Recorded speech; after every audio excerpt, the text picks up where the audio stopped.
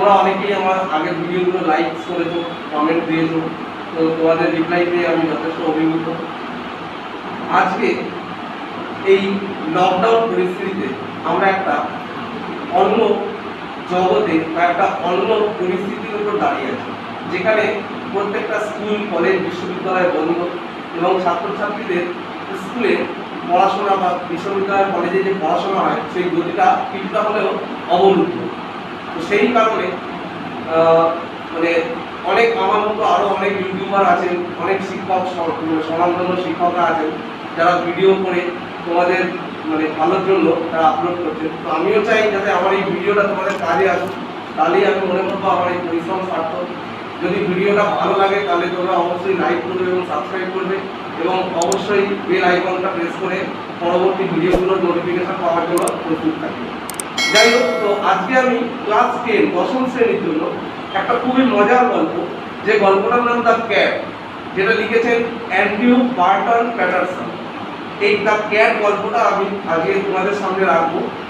গল্পটা একটু ভালো করে পড়ো এবং আমার এই ভিডিওটা দেখবার পর তোমার বাড়িতে এই টেক্সট বই থেকে এই ক্যাট গল্পটা অন্তত 2 থেকে 3 বার রিডিং করে নিও। তা আর বেশি কথা বলবো না, চলো আমাদের মেন কন্টেন্টের দিকে এগিয়ে যাই। দ্য ক্যাট গল্পটা লিখেছেন অস্ট্রেলীয় লেখক Andrew Barton Paterson. Andrew Barton Paterson একজন অস্ট্রেলীয় কবি, সাহিত্যিক এবং সাংবাদিক, জার্নালিস্ট। তার লেখা সবথেকে বিখ্যাত কবিতার নাম হচ্ছে ওয়ার্ল্ডিং ম্যাটিল্ডা। তার লেখা গল্পগুলি মূলত অস্ট্রেলিয়ার একটা প্রদেশ আছে, যেটা তোমরা হয়তো জানো কেউ, নিউ সাউথ ওয়েলস। সেই নিউ সাউথ ওয়েলসের গ্রাম্য জীবনের ব্যাপারেই তিনি তার গল্পগুলোকে বা কবিতার বিষয়বস্তুগুলোকে এই গ্রাম্য জীবনের পটভূমিতে রচনা করেছেন। যদিও আজকে আমরা যে গল্পটা পড়বো মাধ্যমিকের লেসন 7 দ্য ক্যাট, এই গল্পটা একটা প্রাণীর ব্যাপারে, এবং তোমরা জানো খুব পরিচিত প্রাণী বিড়াল, যেটা আমরা সহজেই আমাদের বাড়িতে বা বাড়ির আশেপাশে দেখে থাকি। কিন্তু এই বিড়ালের চরিত্রের অন্য একটা দিকও তিনি এই গল্পের মধ্যে ফুটিয়ে তুলেছেন। তো এই গল্পটা আশা করি তোমাদের খুব ভালো লাগবে এবং অবশ্যই এই গল্পের অ্যাক্টিভিটিগুলো তোমরা করবে এবং ওয়ার্ড নোট মুখস্থ করবে, বানান মুখস্থ করবে, এবং যদি কোনো অ্যাক্টিভিটিতেও তোমাদের যদি মনে হয় যে আমরা পারছি না, অবশ্যই আমার কমেন্টের নিচে জানাবে এবং আমি তোমাদেরকে বলে দেবো। যাই হোক, আমি গল্পের দিকে চলে যাই।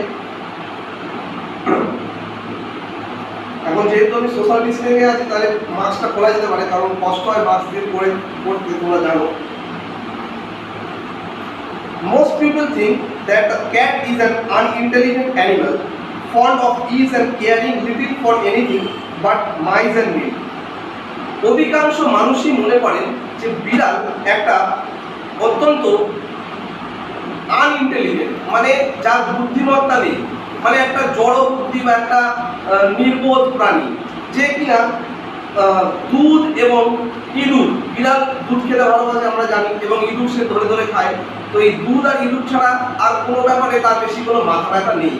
মানে বিড়াল একটা জড় বুদ্ধি বা একটা স্থূলবুদ্ধি প্রাণী, যে দুধ এবং তোমার ইঁদুর পেয়ে গেলেই যার মানে মনটা খুশি হয়ে যায়, আর কিছু ব্যাপারে তার তোয়াক্কা পড়ে না। But a cat has really more character than most human beings and gets a great deal more satisfaction out of life. কিন্তু একটা বিড়ালের একটা বেশিরভাগ মানুষের থেকে চরিত্রের মধ্যে, একটা বিড়ালের চরিত্রের মধ্যে বেশিরভাগ মানুষের থেকে বেশি বর্ণময়তা আছে। রঙিন জীবন সে একটা যাপন করে এবং সে নিজের জীবন থেকে একটা মানুষের তুলনায় অনেক বেশি সন্তুষ্টি আদায় করে দেয়, অর্থাৎ সে তার জীবনটাকে ভালোভাবে মানে বাঁচে। He or she is an athlete, an acrobat and a great fighter. He or she বলেছে কারণ বিড়াল তো ছেলেও হতে পারে, মেয়েও হতে পারে, এবং বিড়াল স্তন্যগ্রাহী প্রাণী আমরা জানি। যাই হোক, তো ছেলে হোক বা মাদি বিড়াল হোক, সেই মাদি বা ছেলে বিড়াল, বুড়ো বিড়াল, সেই বিড়ালগুলো প্রত্যেকটা ছেলে মেয়ে নির্বিশেষে যে কোনো বিড়ালই হয়ে থাকে একটা অ্যাথলিট। অ্যাথলিট কথাটা তোমরা শুনে থাকবে। অ্যাথলিট কথাটা মানে হচ্ছে, আমরা যখন মানে জেনারেল সেন্সে বুঝি, অ্যাথলিট মানে যারা দৌড় ঝাঁপ, হাই জাম্প, লং জাম্প, দৌড়াদৌড়ি এইসব খেলাধুলা করে তাদের অ্যাথলিট বলে, কিন্তু নয়, এটা আমাদের জ্ঞানটা অসম্পূর্ণ। আসলে অ্যাথলিট মানে যে কোনো ক্রীড়াবিদ, যে কোনো খেলোয়াড়, যে খেলার মধ্যে মানে দৌড়ঝাঁপ ইনক্লুড আছে, যেরকম ধরো ফুটবল, ক্রিকেট, হকি, বাস্কেটবল, এইসব খেলোয়াড়দেরও একজন অ্যাথলিট বলা হতে পারে। যেমন বিরাট কোহলিকে একটা অ্যাথলিট বলা যেতে পারে। আমি যদি বলি Virat Kohli is one of the greatest athlete of all time, তার মানে হচ্ছে বিরাট কোহলি হচ্ছেন সর্বকালের সেরা একজন ক্রীড়া কুশলী বা ক্রীড়াবিদ।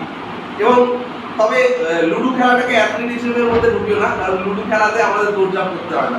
যাই হোক, জোকস অ্যাপার্ট, তিনি একজন অ্যাথলিট, মানে একটা বিরাট একজন অ্যাথলিট। অ্যাক্রোব্যাট কথাটার মানে হচ্ছে যিনি হাওয়ার মধ্যে দড়ির উপরে, দেখবে তোমরা অনেক সময় সার্কাসে দড়ির উপরে হেঁটে যাচ্ছে বা হাওয়ার মধ্যে কোনো খেলা দেখাচ্ছে। তো এই সমস্ত মানে ব্যায়াম জাতীয় খেলাধুলাগুলো, জিমন্যাস্টিক জাতীয় খেলাধুলাগুলো যারা দেখায় তাদের অ্যাক্রোব্যাট বলে। একটা গ্রিম ফাইটার, এবং একজন গ্রিম কথার মানে হচ্ছে যার মনে কোনো দয়া নেই, মানে নির্মম একজন যোদ্ধা। All day long the cat looks about the house, takes things easy and allows himself to be pestered by the attention of the people in the house. সারাদিন ধরে বিড়াল কি করে, বাড়িতে ঘুরে বেড়ায়। লোফ মানে ঘুরে বেড়ানো, এই ওয়ার্ডটা থেকে তোমাদের একটা ওয়ার্ড বলি, লোফার কথাটা তোমরা শুনেছো। লোফার মানে যে কোনো উদ্দেশ্য ছাড়া এদিক ওদিক ঘুরে বেড়ায়। অর্থাৎ তোমরা একটা জিনিস এই উদ্দেশ্যে বলি, আমার আগের ভিডিওগুলোতে আমি বলেছি যে একটা ওয়ার্ড থেকে আর একটা ওয়ার্ড পাওয়া যায়, এটাকে বলা হচ্ছে interchange of parts of speech. অর্থাৎ তোমরা দেখবে যে বেশিরভাগ ভার্ব থেকে ওটাকে অ্যাডভার্ব করা যাচ্ছে এলওয়াই যোগ করে, অ্যাডজেক্টিভ করা যাচ্ছে, নাউন করা যাচ্ছে। তো এইগুলো তোমরা তোমাদের যে পাঠ্য গ্রামার বই আছে তোমাদের কাছে, সেই গ্রামার বই অবশ্যই পড়ে দেবে। সে কি করে, সারাদিন ধরে ঘরের মধ্যে ঘুরে বেড়ায়, জিনিসগুলিকে মানে ব্যাপার স্যাপারগুলোকে ইজিলি মানে খুব সহজভাবে নেয়, এবং যাতে লোকের আদর পায় সেরকম একটা কিছু কাজ করে, যাতে লোক তাকে একটু আদর করে দেয়, ভালোবাসে, সেরকম কাজ করে সমস্ত বাড়ি। To pass the time away, he sometimes watches a mouse hole for an hour or two just to keep himself from dying of boredom. Bore কথাটা তোমরা অনেকেই বলো, বোর হচ্ছে মানে কি? বোর কথাটা মানে হচ্ছে একঘেয়ে হওয়া, ঠিক আছে? তো বলছে যে এক এক সময় কেবল সময় কাটানোর উদ্দেশ্যেই সে কি করে, 1 ঘন্টা কিংবা 2 ঘন্টা ধরে একটা মাউস হোল মানে ইঁদুরের গর্তের দিকে তাকিয়ে বসে থাকে যে ইঁদুর বেরোচ্ছে কিনা। যদিও ইঁদুর বিড়ালের ভয় বেরোবে না, কিন্তু সে জাস্ট একটা টাইম পাস, যেরকম আমরা টিভি দেখি বা সিনেমা দেখি বা ইউটিউব দেখি, সেরকমভাবে ও ইঁদুরের গর্ত দেখে। ওদের তো আর টিভি দেখতে ওরা বোঝে না। People get this idea that this sort of things is all that holds life for a cat. লোকেরা এরকম একটা বুদ্ধি পায়, একটা আইডিয়া পায় যে এই ধরনের জিনিসগুলোই হচ্ছে বিড়ালের সমগ্র জীবন, বিড়ালের জীবনে এছাড়া কিছু নেই। But watching as the shades of evening fall, কিন্তু যখনই সন্ধ্যাবেলা ঘনিয়ে আসবে তখন একটা বিড়ালকে লক্ষ্য করো। একটা বিড়ালকে লক্ষ্য করার সঠিক সময় হচ্ছে রাত্রিবেলা। কারণ তোমরা হয়তো জানো কি জানি না আমি, বিড়াল জাতীয় যে কোনো প্রাণীরা হচ্ছে নিশাচর, এরা রাত্রিবেলা শিকার করে। রাত্রিবেলা এদের আসল রূপটা মানে প্রকট হয়ে ওঠে। দিনের বেলায় এরা কিন্তু মানে একটা অলস জীবন কাটায়, কিন্তু রাত্রিবেলায় এরা প্রকট হয়ে ওঠে। You can see the cat as he really is. তুমি দেখতে পাবে যে একটা বিড়াল প্রকৃতপক্ষে কীরকম, সেটা তুমি দেখতে পাবে হচ্ছে এই রাত্রিবেলার অন্ধকারে। When the family sits down to tea, এটা আমি ইউনিট 2 তে চলে আসলাম। The cat puts in an appearance to get his share. যখন পরিবারেরা সবাই মিলে চা বিরতিতে বসে, তখন বিড়াল একটা এমন ভাবভঙ্গিমা করে যে সে তার শেয়ার মানে সে তার অংশীদার বা সে তার ভাগটা চাইছে। He purrs noisily and rubs himself against the legs of the family members. সে সশব্দে একটা মানে মুখ থেকে একটা ঘড় করে একটা আওয়াজ বার করে এবং পরিবারের সমস্ত সদস্যদের গায়ে গিয়ে নিজের গাটা ঘষাঘষি করে। If there is a guest at the table, the cat is particularly civil to him. যদি ওই টেবিলে চা পানের টেবিলে যদি একটা কোনো অতিথি থাকে, তাহলে বিড়াল মূলত তার প্রতি, বিশেষ করে তার প্রতি যথেষ্টই বেশি পরিমাণে ভদ্র থাকে, শোভন থাকে, তার সাথে ভদ্র আচরণ করে। Because the guest is likely to have the best of what is offered. অর্থাৎ বাড়িতে যখন অতিথি আসে, সেটা আমাদের এই বাঙালি সমাজে বলো কিংবা পৃথিবীর যে কোনায় যাবে তুমি সেই কোণেতেই এটা দেখবে যে অতিথিকে আমরা বিশেষ করে অতিথিকে আমরা ভালো জিনিসটা দিয়ে আপ্যায়ন করার চেষ্টা করি। সংস্কৃতে একটা শ্লোক আছে, অতিথি দেব ভব। এটা হচ্ছে আমাদের ভারতের একটা মোটোর মধ্যে পড়ে। এই অতিথি দেব ভব মানে অতিথিকে দেবতার মতো করে পুজো করতে হবে বা অতিথিকে ইয়ে করতে হবে। যাই হোক, এখন তোমরা কারো বাড়িতে অতিথি হয়ে যেও না, লকডাউনটা খুললে যাবে। তো the cat is particularly civil to him. কেন ভদ্র আচরণ করে? কারণ অতিথি সব থেকে সেরা খাবারটা পাওয়ার অধিকারী হয়। মানে বাড়ির মধ্যে যে খাবারটা থাকে তার মধ্যে সব থেকে বেস্ট জিনিসটা অতিথিকেই দেওয়া হয়। Sometimes, instead of giving him something to eat, the guest stoops down and strokes the cat as if and says, "Oh, poor pussy, poor pussy." এক এক সময় অতিথি তো বিড়ালের আচরণটা জানে না, বা অতিথির বাড়িতে হয়তো কোনো বিড়াল নেই, সে ভাবে যে ও কত সুন্দর বেচারা পুসি, পুসি ক্যাট বলে তার মাথায় একটু হাত বুলিয়ে দেওয়ার চেষ্টা করে, মানে তাকে একটু আদর দেয়। কিন্তু বিড়াল তো বিড়ালের অভিসন দিয়ে আলাদা, বিড়াল তো আর ওই জন্য আসেনি। The cats full tired of that. কিন্তু খুব তাড়াতাড়ি বিড়াল বিরক্ত হয়ে পড়ে। He puts up his claw and quietly but firmly rakes the guest in the leg. Say quietly, QUIETLY। এই কোয়াইট শব্দটার মানে হচ্ছে নিঃশব্দে বা যেখানে কোনো আওয়াজ নেই। অনেক সময় তোমাদের টিচাররা ক্লাসে ঢুকে বলে কিপ কোয়াইট। যখন তোমরা ক্লাস করতে তখন তোমাদের বলতে কিপ কোয়াইট, মানে চুপ করে থাকো, বসো। কোয়াইটলি মানে নিঃশব্দে, কিন্তু ফার্মলি মানে সজোরে। ফার্ম কথার মানে হচ্ছে জোরালো ভাবে, শক্ত শক্তিশালী ভাবে। তো সজোরে সে একটা কি করে, তার থাবা, ক্ল মানে থাবা, তার থাবাটাকে তুলে ধারাস করে একটা মানে ওই অতিথির পায়ে একটা থাবা বসিয়ে দেবে, একটা আঘাত করে। সেই থাকে ও লেগেছে, মানে এরকম একটা অতিথিটা একটা ভাবভঙ্গিমা করে। The cat stuck is cloying to me. ও তো বিড়ালটা, আপনাদের বিড়ালটা ও আমার খাওয়া মেরে দিয়েছে বা আমাকে আঁচড় কেটে দিয়েছে। The delighted family remarks. কিন্তু পরিবারের বাকিরা খুবই আনন্দিত হয়ে তারা উক্তি করে বা তারা মন্তব্য করে, isn't it sweet of him. কত ভালো না, কত মজার না, ইজেন্ট ইট ইন্টেলিজেন্ট, কত বুদ্ধিমান না। He wants you to give him something to eat. সে চায় যে আপনি তাকে কিছু খাবার দিন, মানে তাকে তারপরে ইশারার ব্যাপারটা বোঝায়। The guest dares not do what he would like to do. এইখানটায় খুব হাসি পাবে তোমাদের ভিডিওটায়। সেটা হচ্ছে গেস্ট মানে অতিথি, ডেয়ার্স নট। ডেয়ার কথাটা মানে হচ্ছে কোনো কিছু মানে সাহস করা, ডেয়ার করা। ডেয়ার দেয় না অনেক সময়, তোমরা জানো এটা ডেয়ার একটা খেলা আছে, ট্রুথ অর ডেয়ার। তো এই রকম the guest dare not what he would like to do, মানে সে যেটা করতে চাইছিল তার মনের আসল ইচ্ছাটা সে কিন্তু করার সাহস পায় না, কারণ সেটা একজনের বাড়িতে এসে kick the cat out of the window. এক লাথি মেরে বিড়ালটাকে পুরো এর বাইরে, জানলার বাইরে পাঠিয়ে দেওয়া। So with fear of rage and pain in his eyes he affects to be much amused and sorts out a bit of fish from his plate and hands it down. অর্থাৎ চোখে ব্যথার অশ্রু নিয়ে এবং মুখে একটা কৃত্রিম বা নকল হাসি লাগিয়ে সে বলে সে একটা মাছের টুকরো নেয় এবং বিড়ালটাকে খাইয়ে দেয়। অর্থাৎ সে নিজের মনের যে আসল ইচ্ছা ছিল যে বিড়ালটাকে একটা সজোরে লাঠি কষিয়ে দেওয়ার, সেই ইচ্ছাটাকে সে নিজেকে দমিয়ে রাখতে বাধ্য হয়। কারণ তাদের পোষা বিড়াল, কারোর বাড়ির পোষ্যকে যদি কেউ আঘাত করে সেটা তো যথেষ্টই আমাদের দুঃখ লাগে। আর কোনো এমনি এটা আমি বলছি হাস্যকর, কিন্তু কোনো প্রাণীকেই তোমরা আঘাত করবে না, কারণ এটা মানে মনুষ্যত্ব নয়। অ্যাকচুয়ালি প্রাণীদের বরঞ্চ ভালোবাসবে। এবং এই লকডাউনে যেরকম আমাদের প্রত্যেকের অসুবিধা হচ্ছে, প্রাণীদেরও যথেষ্ট অসুবিধা। সমস্ত হোটেল রেস্টুরেন্টগুলো বন্ধ, ওরা যাও বা একটু খাবার দাবার পেতো সেটা পাচ্ছে না। চেষ্টা করবে নিজের ভাগ থেকে একটু সামান্য হলেও পাখিদের বা প্রাণীদের খাবার দেওয়া। যাই হোক, আবার গল্পে ফিরে আসি। তো the cat gingerly receives it with a look in his eyes that says, "Another time, my friend, you won't be so slow to understand." জিঞ্জারলি কথাটার মানে হচ্ছে মানে যথেষ্ট মানে যত্ন সহকারে সে সেটা তাড়াতাড়ি গিয়ে গ্রহণ করে নেয়, মানে মাছ টুকরোটা সে নিয়ে নেয়। কিন্তু চোখে মুখে এমন একটা ভাবভঙ্গিমা করে যেন সে বলতে চাইছে এর পরের বার বন্ধু এত দেরি করো না, বুঝতে এত যেন আমার দেরি হয়, মানে আমি আসা মানে আমার খাবারটা দিয়ে দেবে। He parts and returns to a safe distance from the guest's booth before eating his food. এবং তারপরে কি করে, সে গড়গড় করে শব্দ করে মাছটা মুখে নিয়ে এবং একটু বেশ মানে একটা সেফ ডিস্টেন্স, মানে একটা নিরাপদ দূরত্বে যায়, গিয়ে তার মাছটা খায়। কার থেকে নিরাপদ দূরত্ব না, ওই অতিথির বুটের থেকে।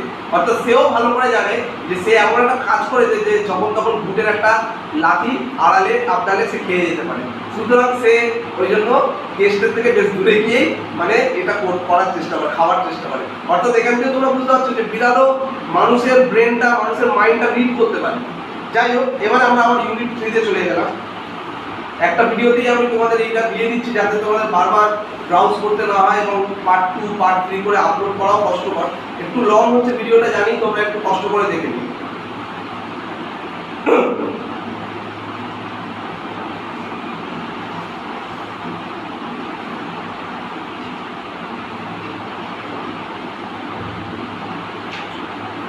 Unit 3.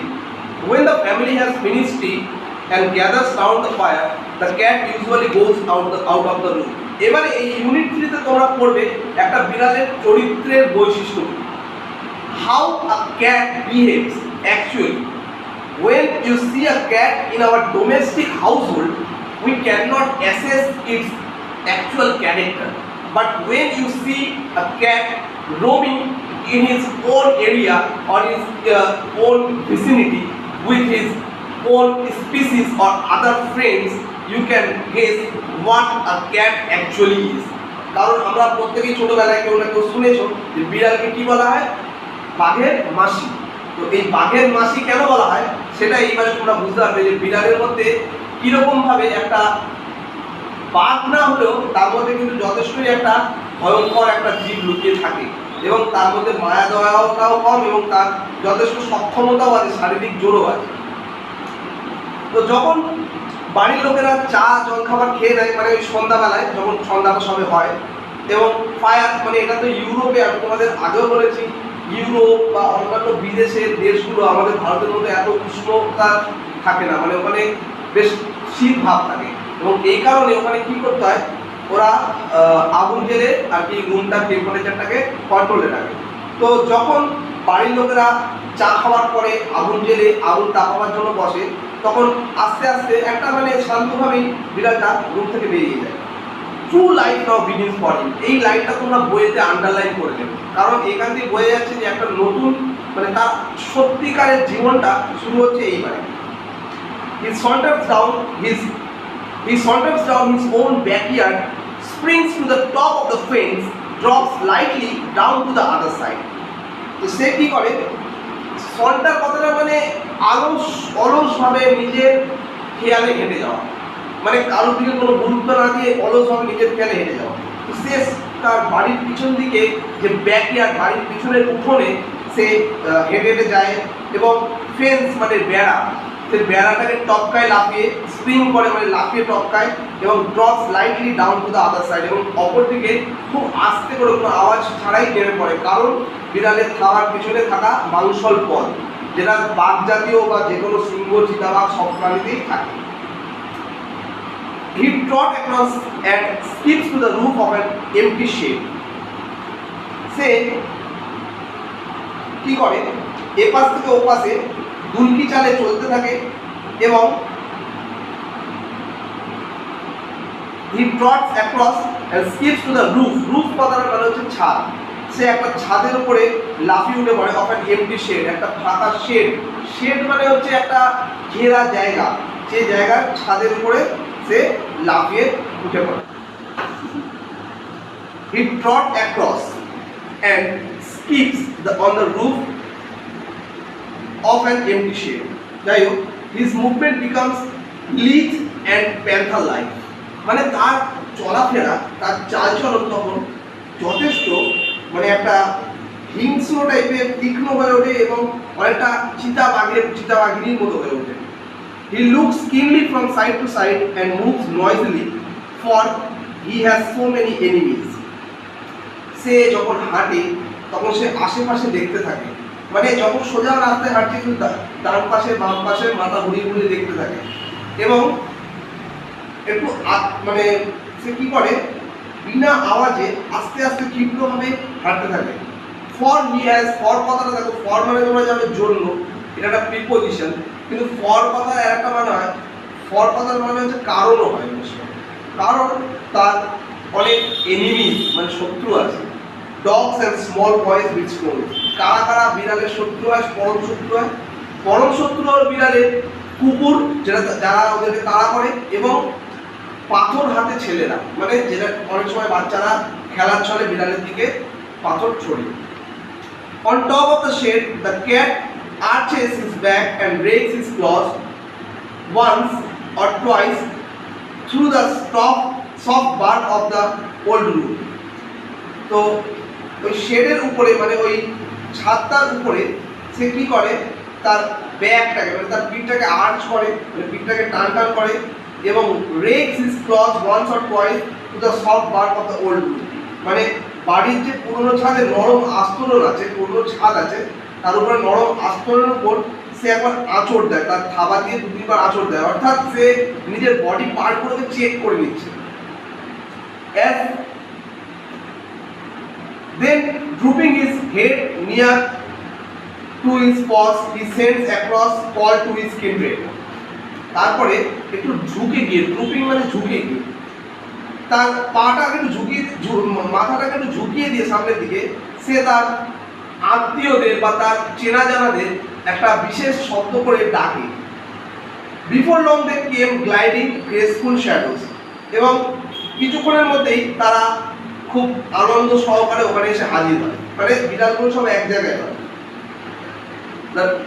No longer are the meek creatures who an hour ago were mewing for fish and meal. কিন্তু এখন বিড়ালকে তোমরা ভুল করো না, এখন বিড়াল আর সেই শান্ত প্রাণী নেই যে কিনা 1 ঘন্টা আগে পর্যন্তও সে একটা মাছ কিংবা একটু দুধের জন্য মিউ মিউ করছিল। এখন আর তারা সেই শান্ত প্রাণীটা নেই। They are now grim fighters, তারা এখন হয়ে উঠেছে ভয়ঙ্কর যোদ্ধা। Just think how much more he gets out of his life than you do out of yours. একবার ভেবে দেখো যে তুমি জীবন থেকে যতটা সন্তুষ্টি আদায় করে নাও, একটা বিড়াল তার জীবন থেকে তার থেকে কতটা বেশি সন্তুষ্টি আদায় করে নিচ্ছে। And the sports they have to, as they get older, they go in for sports to suburban backyards. These backyards that are dull to us are to them hunting grounds. They have more gallant adventure than the King Arthur's knights ever had. তো যে backyard, যে বাড়ির পিছনের দিকের খোলা জায়গা, যেটা আমাদের কাছে যথেষ্ট একটা নিরস বা একটা মানে কাজে লাগে না এরকম একটা জায়গা, সেই জায়গাটা, সেই নিষ্প্রাণ জায়গাটাই তাদের কাছে শিকারের ক্ষেত্র, বদ্ধভূমি। এবং রাজা মানে কিং আর্থারের গল্প তোমরা ক্লাস 8-এও পড়ে থাকবে, দ্য কিংস টেল। ওই রাজা আর্থারের যারা বীর যোদ্ধা নাইট ছিল, তাদের থেকেও তারা যথেষ্ট বেশি সন্তুষ্টি আদায় করে নেয়, এবং সেখানে তারা যথেষ্ট নিজেদের সঠিক রূপটা দেখা উপভোগ করে। সো তারপরে লাস্ট প্যারাগ্রাফে আসছি আমরা। It is always spoken as a reproach against cats that they are more fond of their home than of the people in it. বিড়ালদের ব্যাপারে একটা অভিযোগ আমরা শুনে থাকবো যে তারা যে বাড়িটায় বসবাস করে সেই বাড়িটার প্রতি তারা বেশি অনুগত হয়। এই নয় কি ওই বাড়িতে যারা বসবাস করে তাদের প্রতি, মানে বাড়ির লোকেদের থেকে তার বাড়িটার প্রতি মায়া বেশি থাকে। Naturally the cat doesn't like to leave his country, তাই জন্য বিড়াল তার দেশ কিংবা তার গৃহ কিংবা তার এলাকা ছেড়ে মানে বেরোতে চায় না, এলাকাটাকে চেঞ্জ করতে চায় না। The land where all his friends and where he knows every landmark, যে জায়গায় তার সমস্ত জানাশোনা বন্ধু বান্ধব রয়েছে এবং যেখানে প্রত্যেকটা গলিগলি সে চেনে। Exiled in a new land, he would have to learn a new geography. একটা নতুন জায়গায় পৌঁছানো মানে তাকে একটা নতুন ভূভাগ, একটা নতুন ভূখণ্ডকে তাকে জানতে হবে। নতুন ভূখণ্ডকে জানা মানে তার আবার একটা সময় লাগবে এবং সে কখনো কোনো মতেই এই ব্যাপারে সহমত হয় না, অর্থাৎ সে তার এলাকা ছেড়ে বেরোতে চায় না। So when the family moves, অনেক সময় কি হয়, অনেক ফ্যামিলি ভাড়া থাকে বা কোনো কারণে এক জায়গা ছেড়ে আরেক জায়গায় পৌঁছায়। তো সে কারণে অনেক সময় ফ্যামিলি কি হয়, এক স্থান থেকে এক স্থানে স্থানান্তরিত হয়, পরিবারের সমস্ত ব্যক্তিরা চলে যায়। দ্য ক্যাট ইফ অ্যালাউ, কিন্তু যদি বিড়ালটাকে অ্যালাউ করা হয়, অর্থাৎ বিড়ালটাকে যদি জোর না করা হয়, will stay at the old house, সে ওই পুরনো বসবাসের সেই বাসস্থানেই সে থেকে যায়। And attach himself to the new tenants, এবং সেখানে নতুন ভাড়াটেদের সাথে নিজের বন্ধুত্ব বাড়িয়ে তোলে। অর্থাৎ পুরনো ভাড়াটিরা যখন চলে যাচ্ছে আর নতুন ভাড়াটিয়া আসছে, তখন তাদের সাথে সে বন্ধুত্ব স্থাপন করে। He will give them of the privilege of boarding him while he enjoys life in his own way, এবং সে কি করে, তাদেরকে সুযোগ দেয় তার ভরণ পোষণ করার, মানে বিড়ালটাকে নিজেদের একটা পোষ্য বানাবার সুযোগ দেয়, এবং এইভাবে সে আপন খেয়ালে নিজের জীবনটাকে উপভোগ করতে থাকে। যাই হোক, এই অ্যান্ড্রিউ বার্টন প্যাটারসনের লেখা দ্য ক্যাট গল্পটি আজকে আমি আমার ইউটিউব চ্যানেল শিক্ষা অ্যান্ড টিউটোরিয়ালসে তোমাদের জন্য বোঝালাম, এবং জানি না তোমাদের কতটা ভালো লাগলো। ভালো লাগলে অবশ্যই লাইক করো এবং কমেন্ট করো। তোমাদের একটা কমেন্ট আমাদের যথেষ্ট পরিমাণে অনুপ্রাণিত করবে আগেও আরও ভিডিও দেওয়ার জন্য।